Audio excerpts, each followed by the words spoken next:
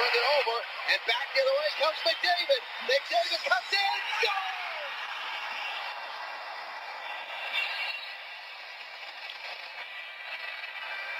And that pretty much sets up last night, the opening night for us. Well, and welcome to an acoustic version of the LampLighters Podcast. I'm Zach Hampton, along with Jalen Corver. We welcome you.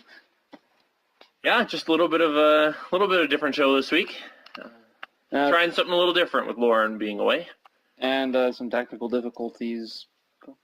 Yeah, whatnot, but we're set and ready to go with our big return with the NHL season underway. 4 great games last night. Jay, why don't we quickly talk about these 4 games? For sure. I mean, do an abbreviated show here and an abbreviated trivia challenge for the fans. Yeah, why not? Why not? We gotta keep our fans happy. It's been a little while since we put out an episode. You're not one guy in Yukon. Thanks for watching us. Yeah. Anyways. I mean, thanks to everyone who's been watching and listening along with us. We really appreciate the support we've gotten so far.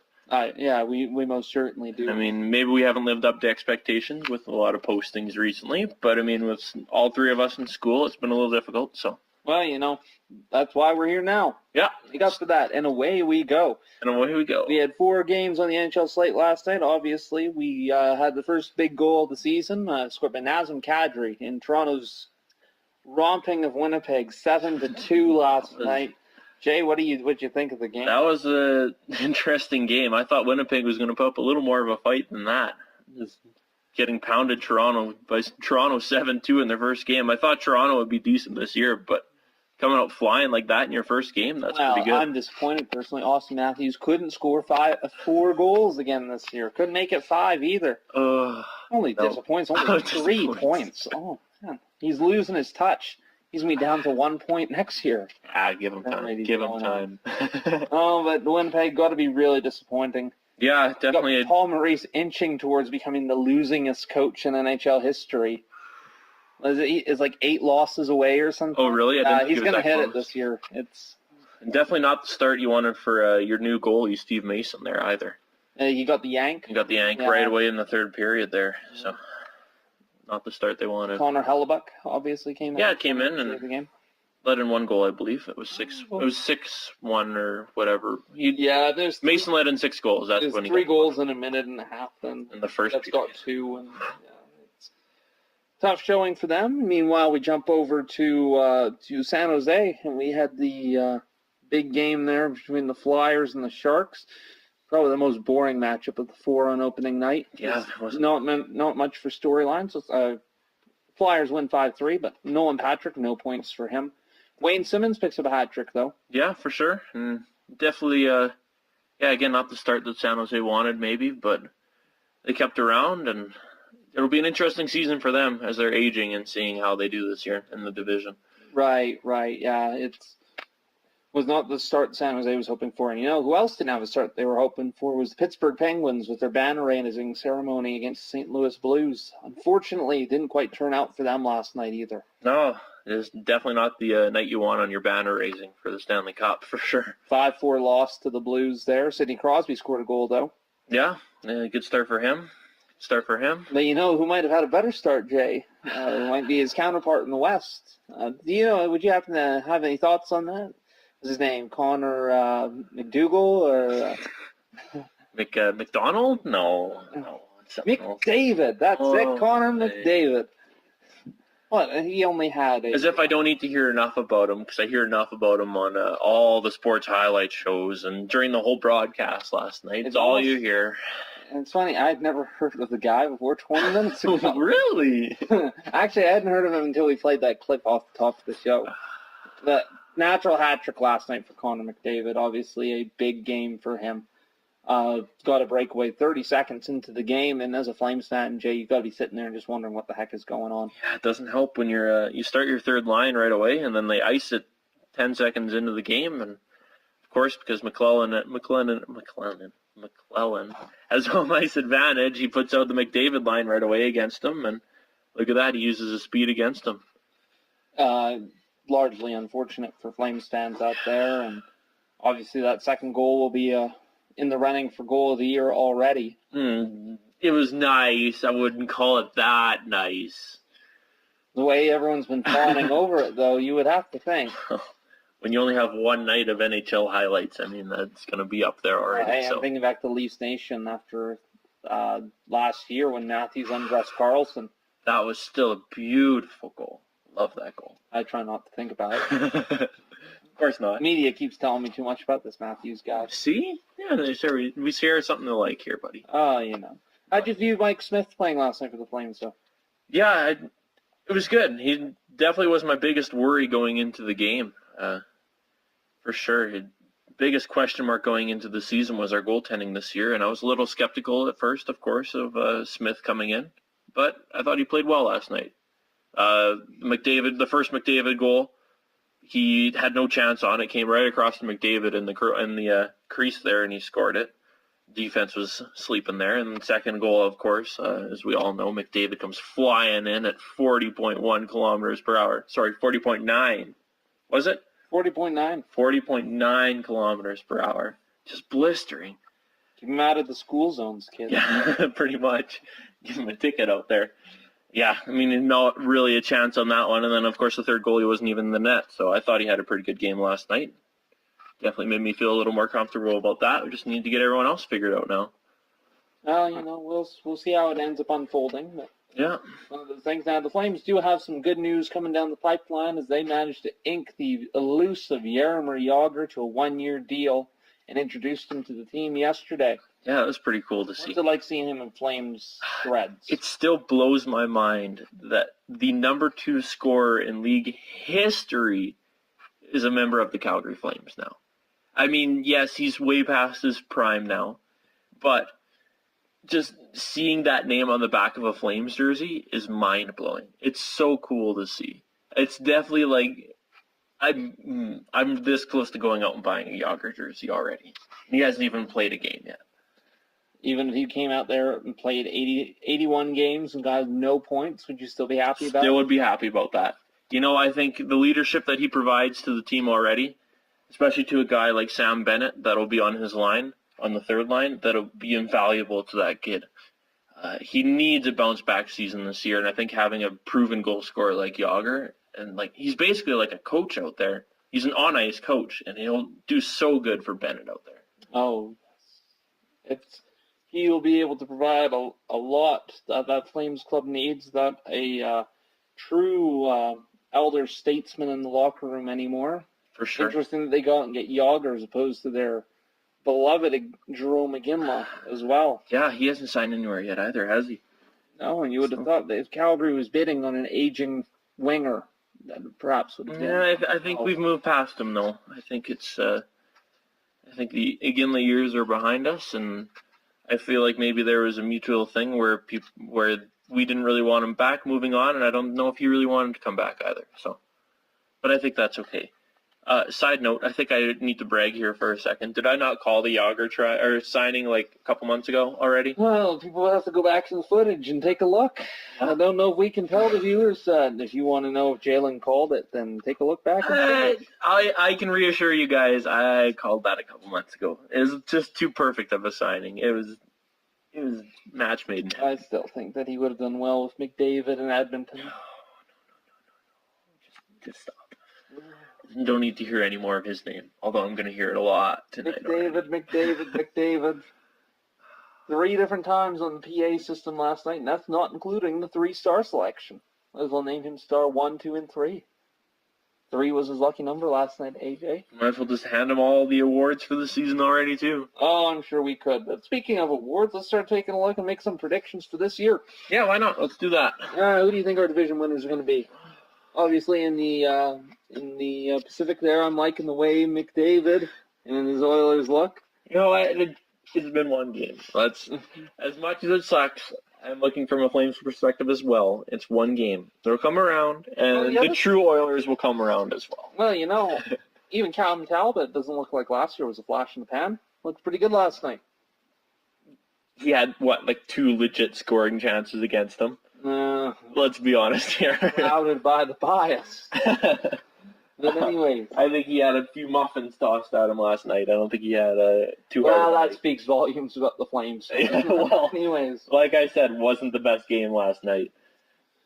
I'm still liking Edmonton coming out of the division. I know others will point at Anaheim, but obviously the disappearance of one Ryan Kessler might be a little too much for them to bear to start the season. And they're missing some defensemen too on the back end, injured for a while, I believe. So it could be tough coming out of the gates, I think. But I think once all their injured players come back, I think they'll come back, and I think they're the best chance to win the division this year. I'm going to go with Edmonton because that's just what I'm doing today. Okay. But of course, we'll jump over to this. What did Lawrence have to say about the division? I think it was Anaheim for her. She sent her predictions in to us just recently, so you all would be able to get her that as well. Yeah, for sure. Yeah, Ducks. All right, so just adding in my thoughts. My top pick for the Pacific Division is the Ducks. I think that they're the best in the division still. I think the Oilers are going to be great. I just don't think they're there quite yet. And then the Flames, I don't think are there yet. I think that they'll make the playoffs again, but I mean, if they run into the Ducks, they're done pretty quickly in that anyways. But yeah, I give it to the Ducks for the Pacific Division. The Ducks were her choice. Now let's jump over to the Central and we'll start moving east. Obviously a big division there. A tough division to predict. I'm going to bite the bullet right away and jump up and say the Dallas Stars for me. Yeah, you definitely stole my prediction as well. Dallas Stars are locked and loaded, obviously. New goaltender, and got big Radulov and Hansel, and got some good weapons in Dallas Stars. They should be a lot of fun to watch this year. For sure, but I mean, again, tempering a little bit of expectations, I think, over there. They've had a good team on paper a couple years ago, too, and they haven't really done much either. So I think... Well, they've got the goaltending fixed, and I think that's a big... Hypothetically. Unlike some on this program, I'm a Ben Bishop supporter. Send me a Bishop jersey, Ben. I know you want to. Anyways. We know you're listening. We know he's listening. But... I like them. Lauren is going off the wall and selecting the Wild. The Wild, hey? Alright guys, so as far as what my thoughts on the Central are, I picked the Wild. I don't know, looking at the division, I just have a gut feeling about them. I think that the Stars are overrated. I definitely do not think that Ben Bishop fixes their goaltending problems. I think that he is at the same level as what they had before. And I don't think the Stars can compensate enough for their poor goaltending. So I think that while they may make the playoffs, I don't think they win the division. I just don't know if the Wild have the meat. Are they going to be led by Brennan Manel up there? Late season call-up or what? I don't think so. We'll be looking at a strong team. At least their defense always worries me a little bit. They have a pretty good defense.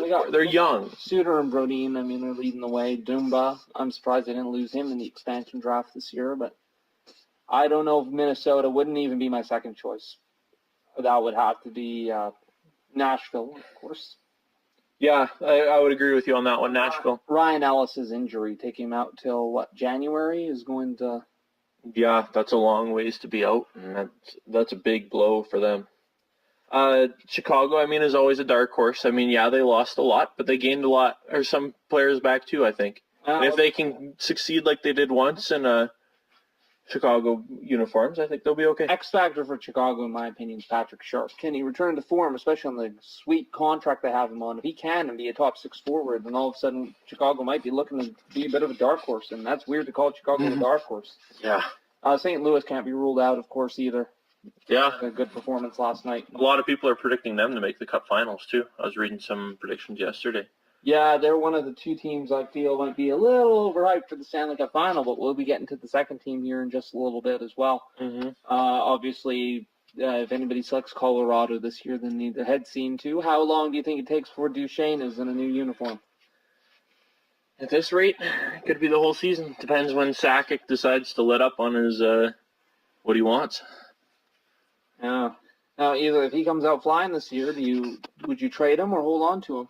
Do you trade him while his value, try and capitalize on high value? Or the other question is, I believe, is that if he comes out flat, do you hold on to him even longer and try and get what you can for him before his value plummets. See, that's the problem right now. I mean, Sakic was stupid not to trade him in the offseason. Because now, I mean, you're going to be faced with this decision too. If he gets better, then you have that debate if you want to keep him or not. Or if he gets worse, then you just lost more trade value on the kid. I feel bad for the kid. There's a picture going around this summer of Matt Duchene and all of his Colorado memorabilia growing up as a kid. And No. He's got a giant Joe Sakic jersey hanging. Come on. Is that actually a thing? Dig this picture up for Jay. Oh, He hasn't seen no. it. If you go onto my Twitter account at @DH_Gelato, you will be able to find it as one of my previous retweets, but shameless self-advertising. But at the same time, this was a pretty sad state of affairs to see just how big of a fan he is, and the fact that things have just gone terribly south for Duchene ever since then. And here's the footage right here. No. Oh. There he is, and there's a Sakic jersey on one wall, and the Patrick Waugh jersey on the other wall. And he's wearing a jersey of some sort. It looks like a Peter Forsberg jersey. Oh, no. This kid's just a diehard fan, and you're treating him like this. No. Matt Duchene will not answer team questions, only out of respect for his teammates. That's where we ended up after the summer. How can you do that? If you're a Colorado fan, then I highly recommend you look to the Toronto Maple Leafs and hope that you can rebuild as well as they've managed. Yeah, so let's move into their division right away. Yeah, let's head right over there. And I think that Montreal is a good, solid choice to win the Atlantic Division. They are... They still have a couple gaping holes in their lineup, especially at one on the first defensive pairing, and obviously down the middle for the last 30 years. Yeah, but they got the $8.5 million in cap space, which surprised they haven't done anything with that. The offer for John Tavares, you think? Coming down? Is that what they're holding on for? That'd be interesting for our whole dynamic in our group here, with Lauren being an Islanders fan and you being a Canadiens fan, of course. I'd be interested to see what they're going to do with the money. And it would. I know we don't have Lauren here defending that Tavares will indeed re-sign, but if you haven't re-signed a contract at this point, I don't know if you take the risk. Lightning did it with Steven Stamkos a couple years ago, but I don't know if they'll be able to have the same clout that the Lightning were able to have. Yeah, and I mean, you always made the joke that he'd end up in Toronto, but I don't think Toronto's going to have the room for him after this year. Not when they've got two capable centers already down the middle. Exactly. 3, actually, if you include Nazem Kadri. But yeah, no, I'd pick Montreal, but I think Toronto could surprise this year a bit. I think they'll make the playoffs again. And here's the thing about Toronto is I feel like it's going to be a step back for them. They had a great performance last night, but I feel like when this happens with teams, they don't make the next jump immediately. I can't help but wonder if they may have some growing pains throughout this year. I think that they were darlings last year, media darlings like they always are. But now the expectations, especially in a big media market like Toronto, will be too high. I wonder if Austin Matthews can live up to the hype personally. That's going to be a lot of pressure. A lot of pressure. It's the biggest market in the NHL. Mm-hmm. And I don't know if they're going to be able. Well, I mean, we'll see. I mean, last night was any indication that he might be able to. But it's a great unknown. But let's talk about the other team, that overhyped team I mentioned earlier. Let's talk about the Tampa Bay Lightning as well.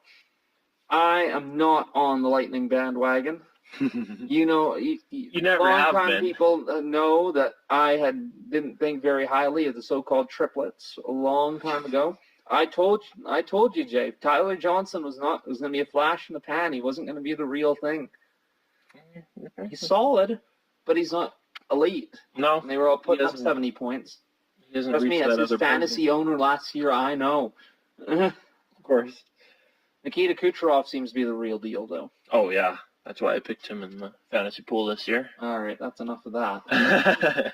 But I don't know. I don't trust Vasilevsky. Yeah, I don't trust Vasilevsky. That's a lot of weight on his shoulders now. Not to mention, you lose one of your biggest scoring weapons in the offseason to a rival team in the division in Jonathan Drouin. Right. But they picked up a good defensive prospect for him. Who cracked the opening night roster. Come on, Sergachev. 40 games, we don't have to give up the second-round pick. They'll probably play him 39. Scratch him.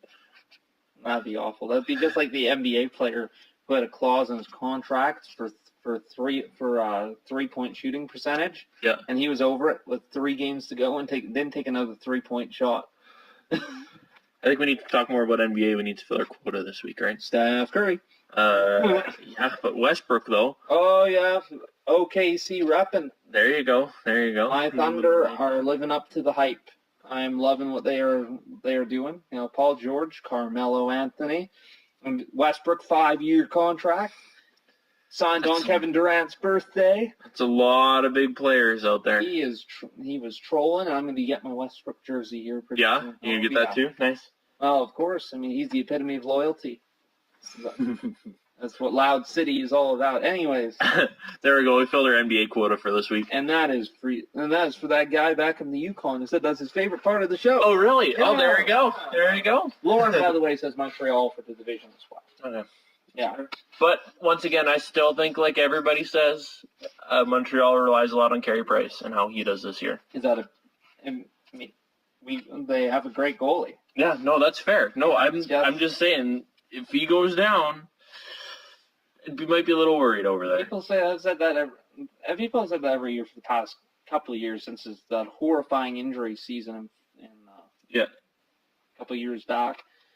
In reality, he hasn't had too many. I mean, he's had some injuries over the course of his career, but that's really the one big thing, apart from the playoffs and Chris Kreider running him. Yeah. But that was bad.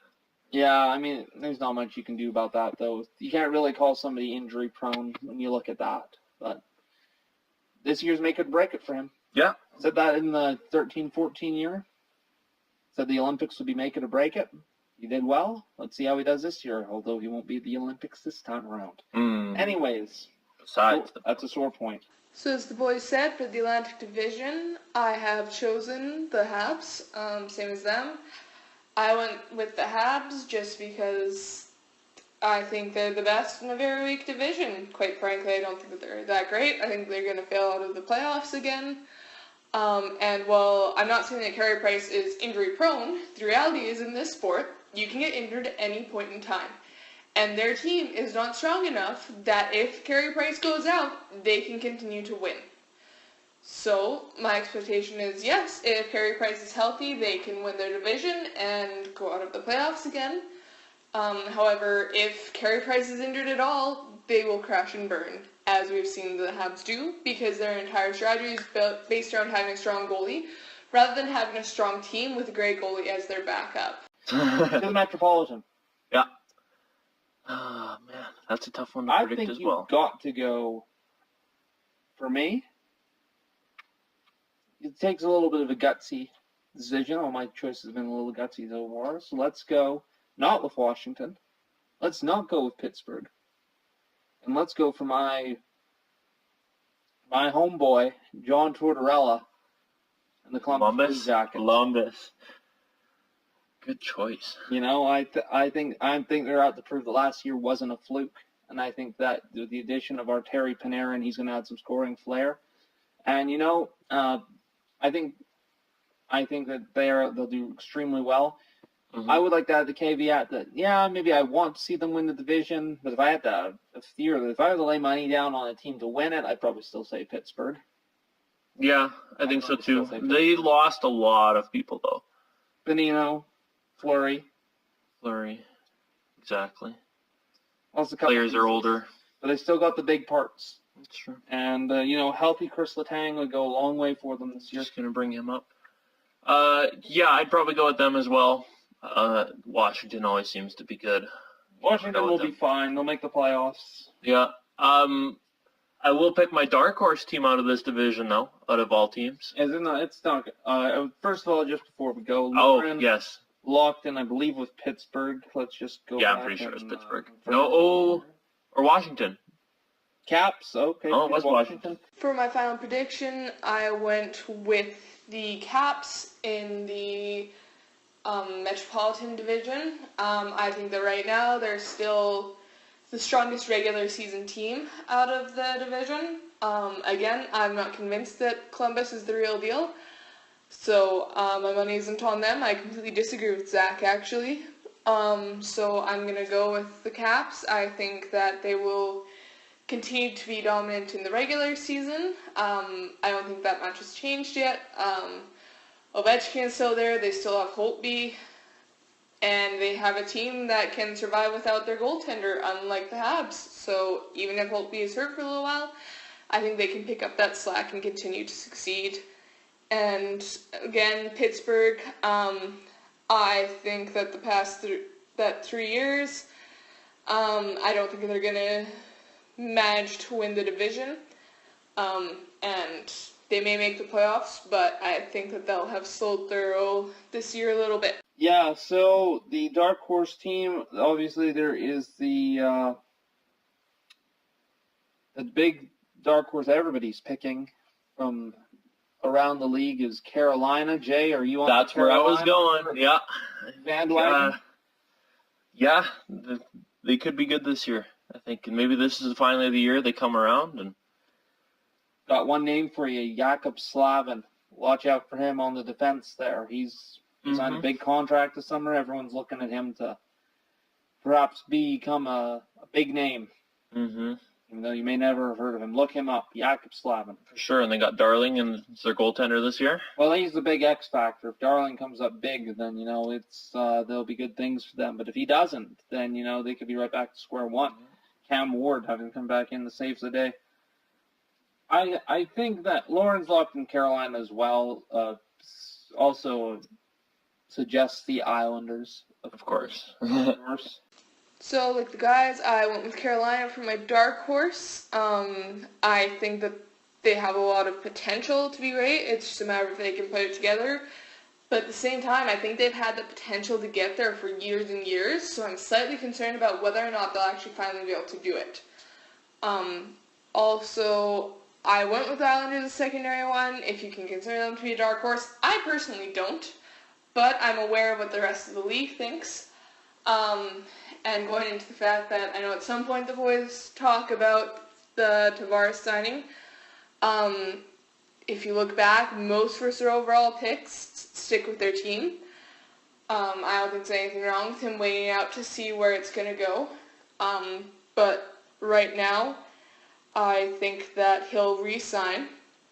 It's just a matter of when, and that's going to be up to him. He may test the waters like what Stamkos did. But at the end of the day, I think that he's probably going to want to finish out what he started with the Islanders. And quite frankly, they aren't that bad of a team. So why not see if you can't win with the team that drafted you? They've traded away players, so they do have the cap space to sign him to a big contract. And the other teams that you're looking at where you could go to win a cup, Montreal has that space, but I, again, think they're weak. As far as their team goes. So I think that staying with Islanders is his best bet in order to make a decent amount of money and get a cup. But I think for me, I want to identify a team other than Carolina. I would probably be tempted to look at Winnipeg. Think so? That's a tough division they need to come out of. That's the thing that scares me. That's a lot of games against a lot of good teams. Winnipeg, I would take a look at if they can put the pieces together. For sure. And they need the goaltending. If they can get the goaltending solved, then I've got full confidence they can pass a team like Minnesota. Yeah, they got a good defense back there. Bufflin, Trouba.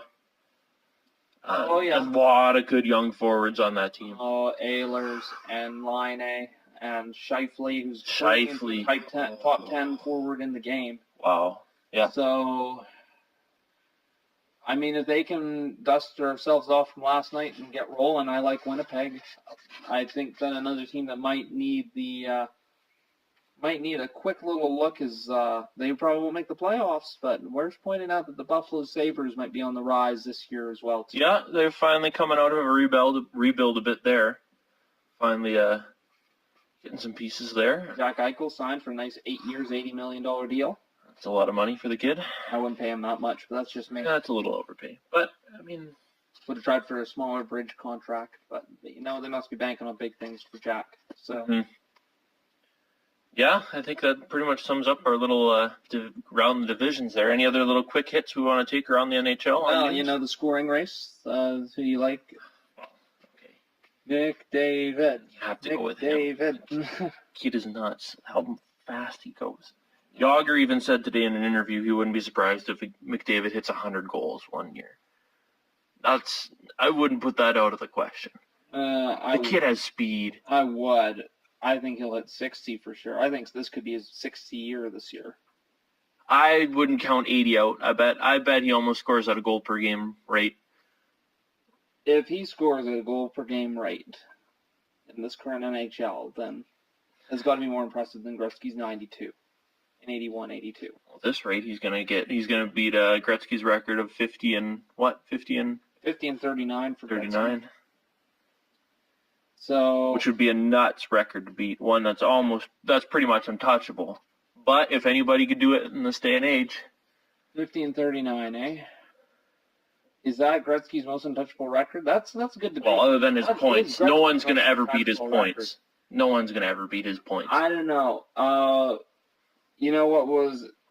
It's not the case anymore, I don't believe, unfortunately. But my favorite record of his was definitely more assists than anybody had points. That's ridiculous as well. I believe Yager passed his assist total. Oh, did he? At some point, yeah.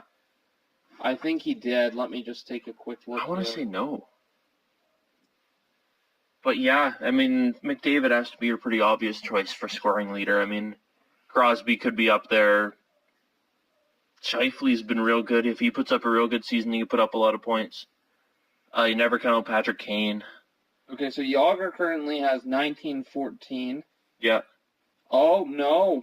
Gretzky still has it. What's he at? 1963. Ooh. Yager needs 50 assists, and if this year is indeed his last year, I don't think he's getting it.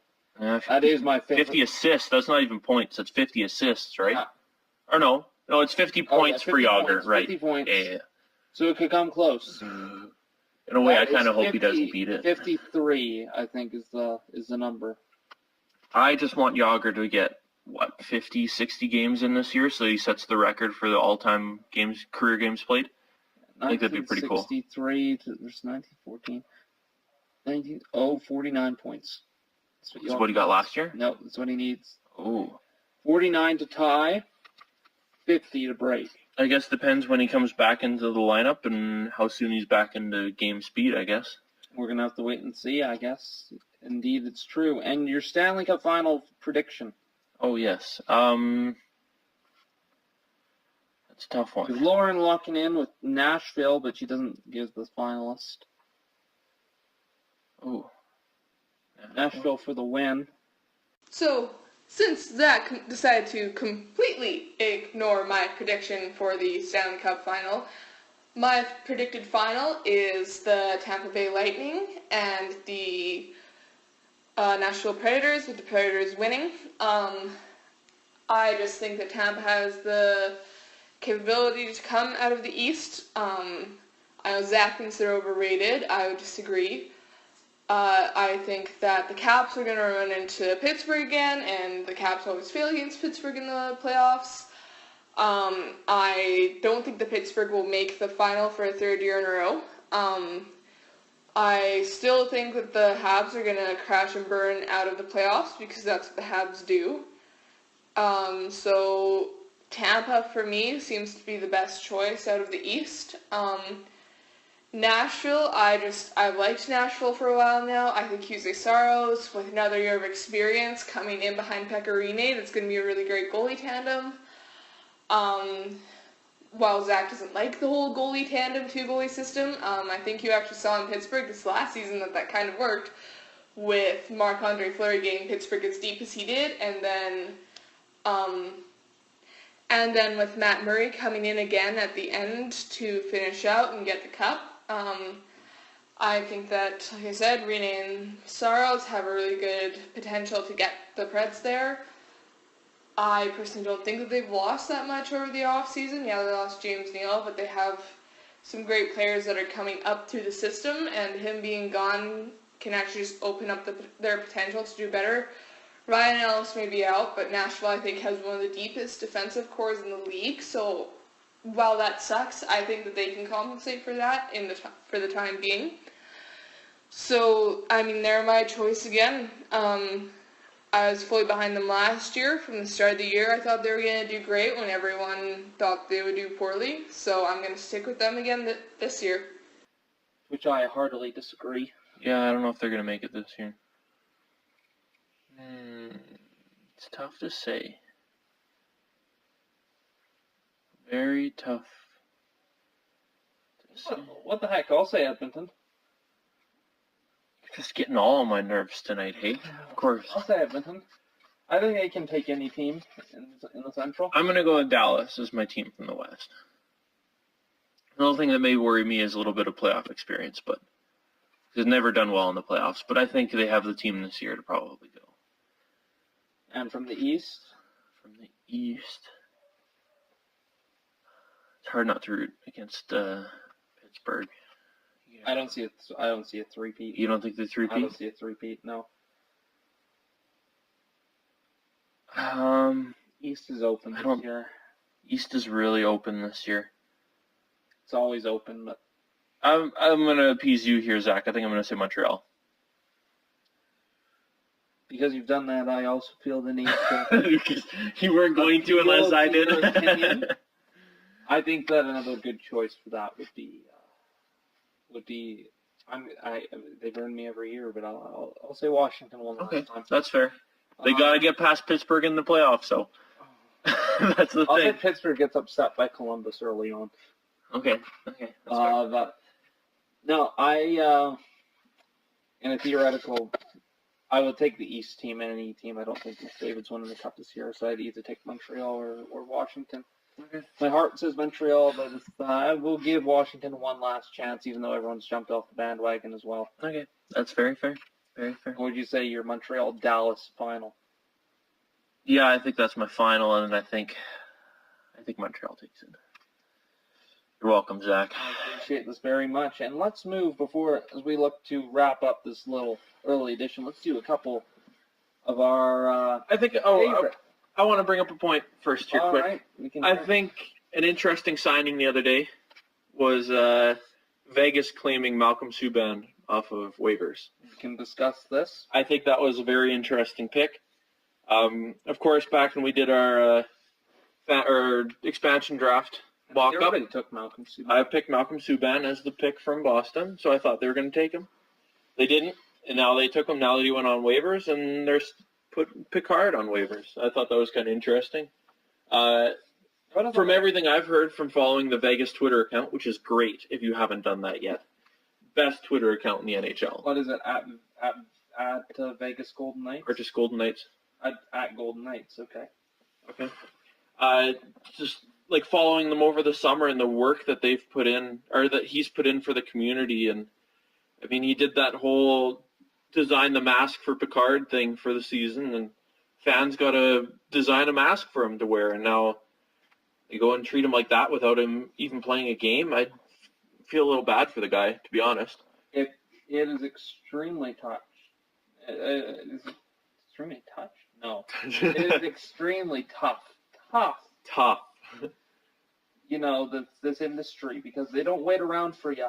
And, you know, that's just the nature of the beast. And unfortunately for Picard, it's one of those things where they probably valued Colin Miller on Boston, and they thought they could get the sack. I wonder if McPhee planned that out ahead of time. So that he can get Miller, and then planning that Subban would have to go through waivers. Who's back up on Boston right now, then? Hudobin, I believe. Okay. Yeah, maybe that's genius planning by him. Now that you think about it, I never thought about that. I saw a tweet that said that Montreal should have claimed him just so Bergevin could troll the fans. Bring back Subban. That's really good. I wish they would have almost. In a way, I kind of hope that Calgary maybe looks at picking up Picard off the waivers. I think he's probably a better goaltender than Eddie Lack, but I mean, we haven't seen Eddie Lack in any NHL. At the same time, this that's season, a clustered pipeline of Tyler Parsons and John Gillies. Yeah, I mean, you'd have to send Lack down through the waivers. Probably wouldn't lose him, I don't think. I don't think you would either. But yeah, then that creates a logjam in the AHL where you want to get Gillies and Rittich as well, and Parsons. Well, Parsons, I think, will probably play for the ECHL this year. Okay. But, I mean, that's 3 goalies right there. So that's a tough call. Feel kind of bad for Parsons, but yeah, or not Parsons, Picard. But I mean, I guess that's just the nature of the game. So just thought that was kind of interesting. And of course, Vegas still needs to solve their defense. They got a couple too many defensive people there yet. Oh, of course. That's why we see they sent down the Russian player to the AHL. Yeah, Shipashev. And obviously that could be a sign that there's going to be some movement to come in the next couple days. I would think so. The Bob father also thinks so.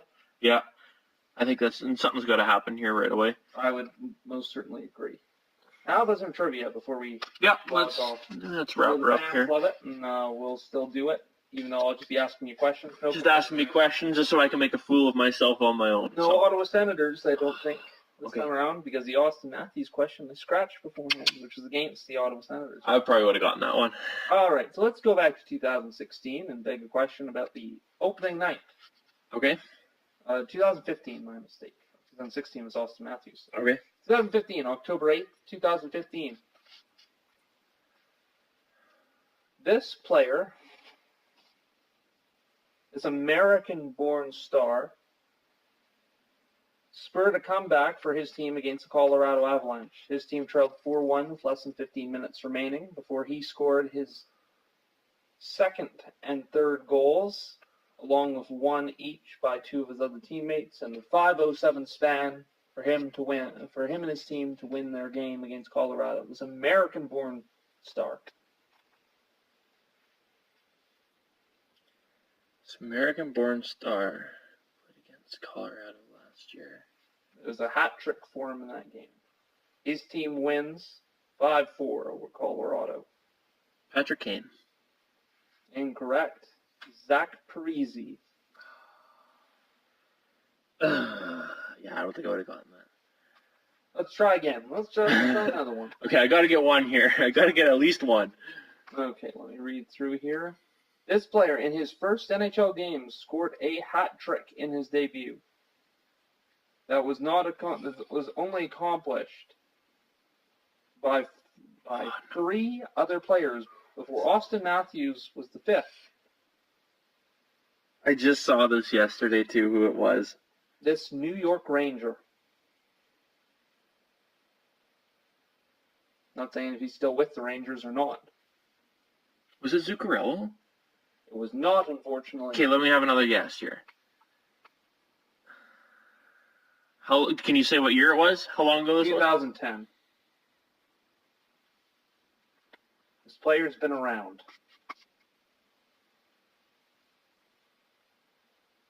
Stepan? Derek Stepan is the correct answer. Of course, now of the Arizona Coyotes. Yeah. There we go. I got one. Let's take a look here. On a second guess, but we'll take it. This player, in the NHL Premier Weekend in Helsinki, Finland, made 52 saves for the Florida Panthers in their 4-3 victory over the Chicago Blackhawks in 2009.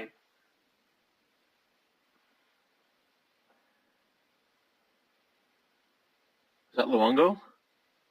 Luongo was on Vancouver in 2009. I wasn't sure when he went. Right, because he played for them when they went to the Cup yet. The Cup final. For Florida. Okay. Sparky, what else can I give him? Sparky? He's Czech. Thanks, Sparky. Who's a Czech goalie that plays in the NHL these days? Is he still in the NHL? Can we give him that? No, we can't give you that. Can you give me another team he played for? Nashville.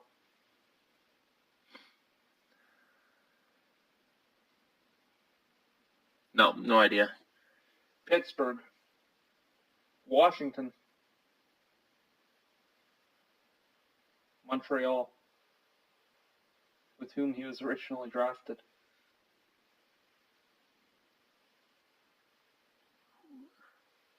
Oh, that's what's his name. No, it's not coming. Best known for Nashville.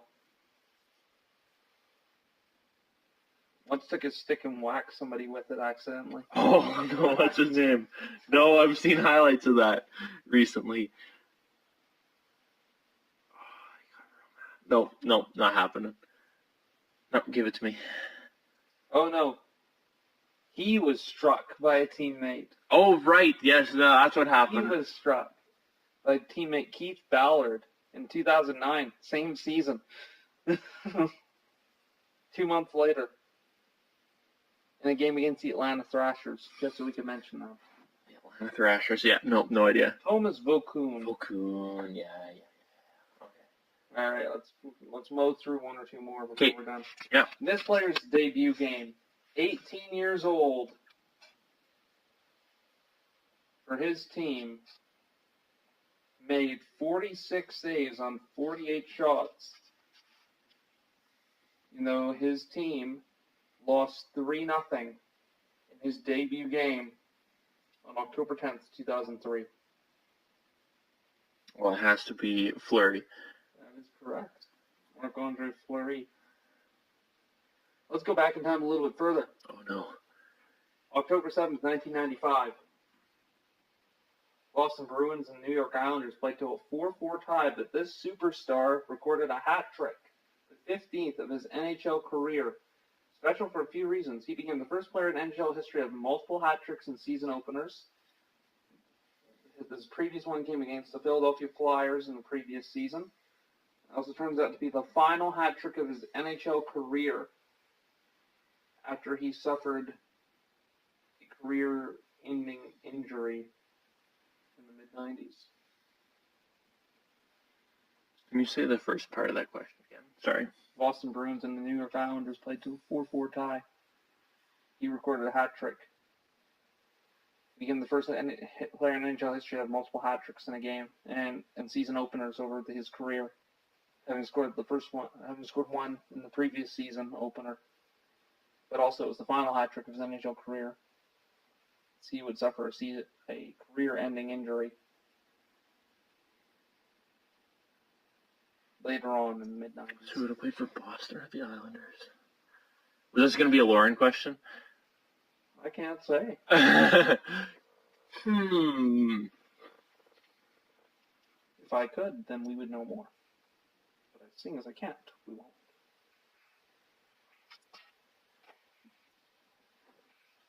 Who could it be? Because judging by you not being able to tell me, it had to have been for Lauren, which means it would have been an Islanders question. It would have been a player that would have played for the Islanders. Who would have stopped playing in the mid-90s.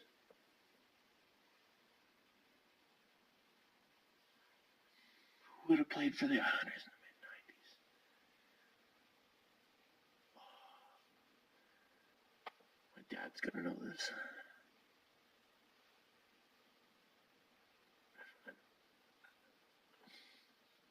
Hint.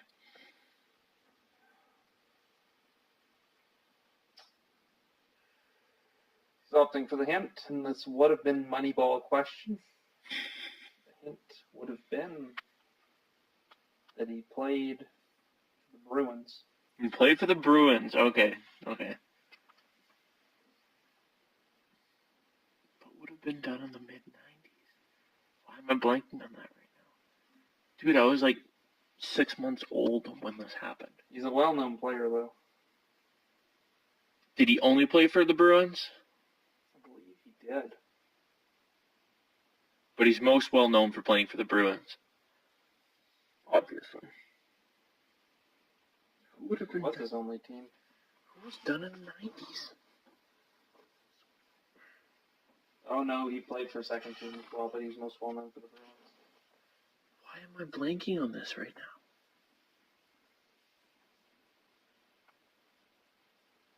Dude, I have no idea. Power forward. Number retired by the Bruins. I don't know much about the Bruins, okay. Number 8, I believe. Hall of Fame inductee, 2005. Suffered a career-ending injury at the hands of Ulf Samuelsson. Nope, it ain't happened. He's not getting it. It's not. That happened. Actually, Ulf Samuelsson happened in. That was actually 1991. He suffered the career-ending injury but it took him 5 seasons to retire. He was never the same again after 1991. What kind of question are you trying to throw me off here, man? When you say career-ending injury, it means that they're done. That their career is ended. His career had virtually ended. His stats were never the same after that. Well, actually, he was scoring a pretty good clip, but certainly he was no longer the effective player he was. His 90-point seasons were done after that injury. Let's just say that. No, not happened. Cam Neely. I feel like I might have gotten. No, I probably wouldn't have gotten that. Now that you say it, it's like, oh yeah, probably, but no. Let's try and get out on a high note. One last one. This player playing alongside Wayne Gretzky for the Los Angeles Kings in 1991. In his first game, his ex-Oilers teammate scored a hat trick. What? Say that again. He's playing alongside of Wayne Gretzky in 1991. This player, his ex-Oilers teammate, scored a hat trick. Playing alongside Wayne Gretzky. Yeah, so he played alongside of him in Edmonton. He was doing it again in Los Angeles. I feel like I should. Now my dad's going to know this one, and now I'm not going to know. Shout out. Thanks.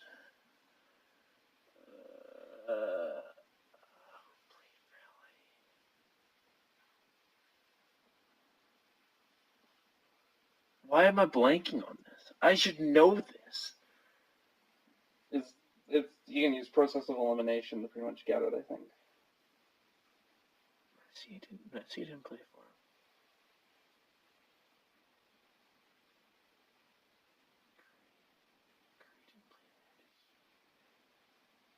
him. No, it wasn't Curry. Oh. Struggling. Yeah, man, it's been a long day. Mine's all in school things. Always an excuse. Always an excuse. Is he going to make a decision? Is it like is he retired by Edmonton? Like, is he a well-known Edmonton? Oh, is it? No, he wouldn't have played then. No, that's way too late. No. Nope, no idea. Number retired by Edmonton. Yeah.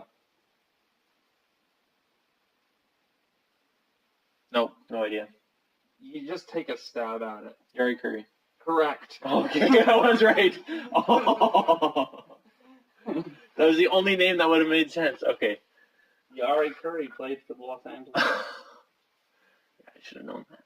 You go home and you ask your dad, did Gary Curry play I will. Kings? I will now, because he'll know. Well, at least it didn't result in you storming off set this time. I thought for sure it was, you were going to chuck an Eberle question in there for scoring his highlight reel goal. Nah, it wasn't notable enough. We need people who scored multiple goals. Or made over 45 saves. That's fair. So let's just call it as it is, and we will see you next week, hopefully. Yeah. Barring technical difficulties for Jalen Corver. This is Zach Campton, and for the absent Lauren Smith as well. I invite you to listen back again next week and join us for more excellent hockey talk. In the meantime, light that lamp.